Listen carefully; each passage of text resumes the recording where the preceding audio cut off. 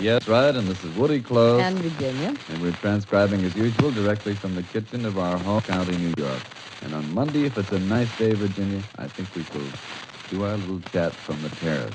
Wouldn't that be nice? fun? Oh, yeah. Out on the lawn on the west side of the house, overlooking the brook, overlooking the kids playing baseball down below in the meadow there. The brook farther over where they're going to start swimming, they hope, in another 5 minutes or so. And don't forget overhearing 5.5-month-old Debbie gurgling. You know she makes the most wonderful noises now, Woody. Of course. Oh, she's as cute as a button. I can't believe that she's going to be 6 months old on the 1st of June. Isn't it wonderful of her to have a first-of-the-month birth date? Being born on the 1st of December. It's racehorses that are always born on the 1st of January. Yeah, that's right. Well, they aren't always born then, are they? No, but we just say they are, dear. I expect her any moment now, the way she's gurgling and cooing and booing and everything at me. I expect her at any minute to look up out of her bed or out of the carriage outside the house and say, "Hey, Daddy, when are we going dancing?" I don't wonder. Or, Daddy, when are you going to buy me a new pink bonnet? Woody, if I ever... Oh, never mind the bonnet. Oh, I can't resist them. I was in New York last week, and every time I got in the baby department, and I seem to find myself there so frequently now, I had to restrain myself. I thought, oh, wouldn't Debbie look dreamy in one of those pink starched piqué bonnets with a wonderful little sort of hood or visor with lace or with piqué or with rickrack or with something. Oh, I just am going to be a pushover for that But sort don't of thing. you agree that an awful lot of the baby dressing up is spinach? I mean, it's No. unnecessary. I mean, after all, the child doesn't know what it has on. Never mind. It's only to satisfy the vanity of the parent. It isn't either. She looks so cute with her blue eyes and her reddish blonde hair that I just can't wait to see her all dressed up. She's a duck. Yes, she certainly is. If I do say so, and I do. Yes, she is. And she's pretty smart, too. You know what? Now... Oh, come, dear. Well... Now, look, you sound like any mother in the country talking about her newest child. Oh, I am a mother talking about my newest child. After all, she's my first daughter after 4 bouncing sons. What should I do? Keep quiet about her? That's true. Anyway, you know, she's very smart, as I said before, and I don't care if you do correct me. She knows now that if she cries or fusses or gurgles too much, I'll come whipping in. And I have found on practically every excursion that she doesn't need a thing except a little feminine companionship. You know what? I've decided that she's suffering from the same thing I'm suffering from. What are you suffering from? Yesterday, when you asked me who called up, and I told you it was Mary Hoffman, and I told you that I had found you in the act of looking very intelligent and conscious when I talked to you, and finding out afterwards that you haven't heard a word I've said, I think Debbie's suffering from the same thing. She talks to her little dolls that are in her bed, and she talks to the pink horse that's at the head of her bed. But she knows, she's keen and feminine enough to know that those animals, those dolls, aren't listening. No, they're not males, but they aren't listening to her. Well, the horse is a male, I'm sure. Anyway, they aren't listening to her. So she's having the same occupational suffering that I am. So I'm going to go in every time she gurgles and listen like mad. You're giggling I at. ask you just one question, dear. Why is it that all women think their husbands don't listen to them? Really, we do sometimes. Listen, why is it? You announced to me yourself the other day. I suspected this for years, but I thought to myself, oh, no, that's not true. It's like a mirage in the desert. It really isn't true. He's listening to me. He's just sort of being non-committal. I didn't know you were being deaf to me, I dear. didn't say that I was deaf all the time. I said only some of the time. Listen, how am I to know now? When you look nice and intelligent and bright, I won't know a thing. I won't know whether you're listening to me or you're not listening to me. Well, it's nice of you to say, dear, that I sometimes look nice and bright and intelligent. Well, you always do. That's why I can't tell when you're not listening. Nicky, what's on your mind? Just a moment now. Let's be sure that mic is on Look for you. at his face. Is it? Yeah, you've got a marshmallow all over your face. What's going on Nicky. Oh, well, we were just out toasting a little marshmallow. Fine Over the thing gas, to I be doing in suppose. the middle of the afternoon, too. You ought to be out there playing baseball or something, huh? What's the matter? But you like Me? marshmallows. Did you Sure. want to say something? What do you want? No, I just came in. You just came in to Bite. join us. Just to sit around and Well, and would you mind talking. wiping the marshmallow off your chin, friend? Okay, bye. Well, you don't have to go. Okay, I'll Stick stay right around. here. We're Yeah. just chatting with all our friends. Don't be in such a hurry. Yes. You might hear something you'd like to hear. What would you like to hear most of all, Nicky? Me? Yes, a good question. Well, I'd like to hear that the whole world was at peace. Isn't Well, that amazing? Nicky, I Interesting. think we'll all join you in that. We'd all like to hear that, wouldn't we, Woody? That's true. Absolutely. That would be the nicest thing that anybody could hear in any country in the world. Nicky, I hope that wish of yours will come true someday. And it will come true. Days I'm walking along up in the woods playing baseball, I always think, Boy, if I only had 25 wishes, the first one would be I wish the world was all free and everybody was happy and there wasn't any fighting. And that's just a wonderful thing. Really, it is. Do you mean, Nicky, just a moment, do you mean that you really go through your baseball games thinking those things? Mm-hmm. Isn't that interesting, Mommy? Well, I hope that maybe there are millions and millions of small boys, 9 years old, like you, Nicky, who feel the same way. And if there are millions and millions of boys like you in every country in the world who feel as you do, we'll have peace. I wonder, Virginia, if maybe this isn't the hope for the next generation. The fact that children like Nicky, 9 years old, who lives here in America, is thinking that sort of thing. Maybe millions of other children all over the world are thinking the same thing.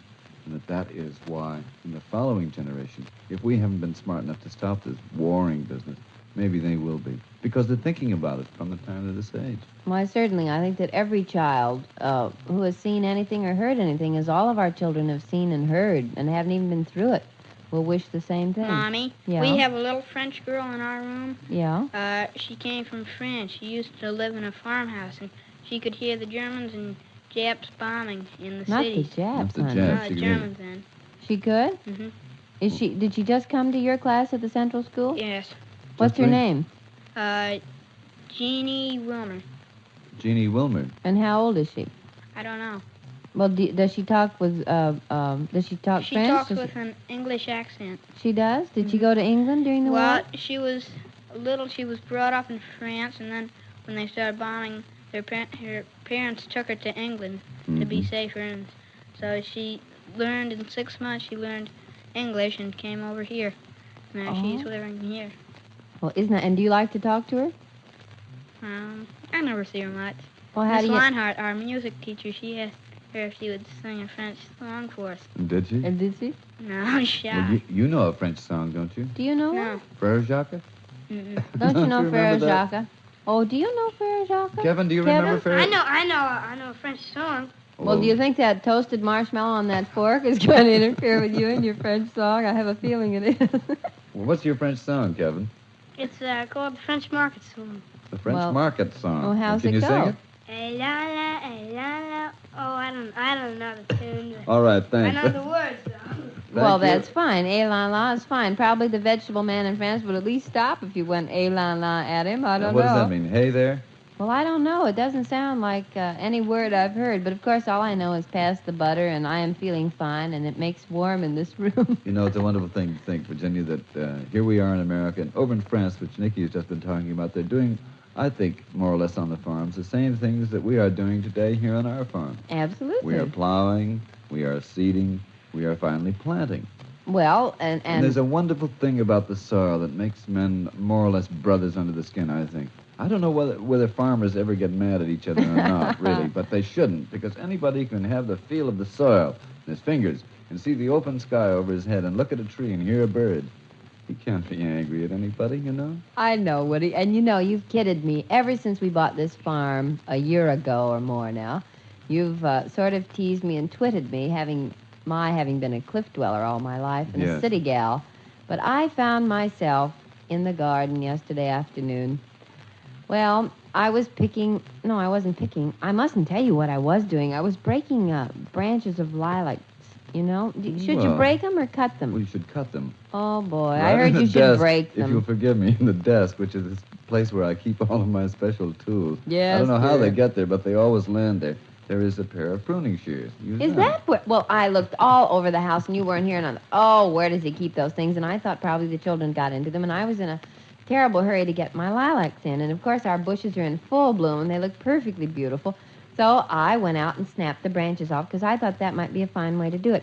And you know what I put them in? Oh, I was just going to say, they look perfectly wonderful. With all of this activity on the land, you have been certainly active in the house. For a year we've been living in this house now and haven't really cleaned up the summer kitchen until you got into it today. Well, you know what, And Woody? Darryl, you tell us, Well, I can't tell you. tell us what you found out Well, we're there. on the air. I don't know how to say it. We're on the air, and the air is very pure, dear. And the You've got to air- be careful now. What did you Don't find do out that. there? And Well, in what I'm going to describe did you it. put the lilac blossom? Well, everybody, I've got beautiful, beautiful lavender lilacs in the front hall as you come in our door, and that's another story, too. And on an old music cabinet that used to be in my house when I was a girl, I have a great large container, as we say in the garden club. And you know what? I found it out under an old chicken brooder in the summer kitchen when I started to clean it up. I found this large container. It's white ironstone, and it has a lid, and it has a handle. And I think maybe if I say it's a commode, everybody will know what I mean. Anyway, I know what I could call it if we... Yes, I know what you could call it, too, but don't, please. It's a commode. It's a commode, and it's beautiful. Word. It's ironstone, and I love white ironstone. Well, I suppose all ironstone's white, as a matter of fact. So there it is, and I decided that I would bring it in and take the dust of centuries off it, and I was so happy. You know, when I saw this thing, I thought to myself, you go down to New York to some of the fancy decorating shops, and you put your nose against the window, and you look in, and you drool, and if you have the nerve to go in and ask what these wonderful old things are, somebody will say, well, that's an old umbrella stand. Isn't it divine? You can have it for $150. And then you go out shuddering and shaking and wishing that you were home in bed with an ice bag. And then I thought to myself, now this is something smart. I don't even have to go to an auction and do the wrong thing and fuss around and argue with the neighbors and raise it 50 cents. I have it right here. I cleaned it all up, and there it is, and it's simply beautiful. Don't you think so, Woody? I think it would be even more beautiful, dear, if we could now get the door open or closed, depending on which you make up your mind to do. Woody. It's a wonderful thing. We've been in this house now for a year, and we've tried to get carpeting there in the front hall for a whole year. We finally get it in and get it laid, and now it raises the level of the floor so high that we can't either open or close the door, depending on which Virginia makes up her mind to do. Well, you know what, Woody? Oh, I was never so distressed in my life as the other funny. night. When the door was open and you didn't want it closed, and I closed it, and you got mad at me, remember? Well, I did, because it looks very inhospitable to see a door closed and then to have people come and knock and not be able to open it. You know, Louise Garrett came the other evening. She had Nicky out for dinner at her house with Jimmy, and she very kindly brought Nicky home, said she'd love to drive over to the farm.